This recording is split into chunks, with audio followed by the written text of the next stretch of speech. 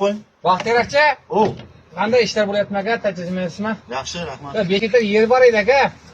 Ha, Komsomoldan 5 gektar yer olishimiz kerak edi. ha. Qancha bo'layapti aka? Gektarni haydash qancha bo'layapti? 500 mi? Salkasi ichidami? Yo, salarga olib berasizlar. Yo'q, Ha, nechta korpusmi haydayapsiz? 4 ta.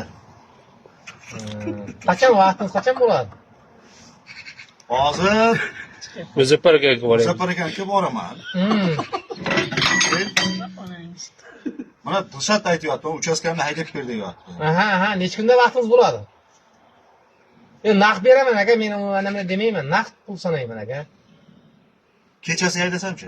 Mayli, farqi yo'q, haydab bersangiz bo'ldi aka. Ertaga kechga o'tsam bo'ladimi? Bo'ladi. Dilshod maqsad nima qo'yaverasiz? Ha, bo'ldi.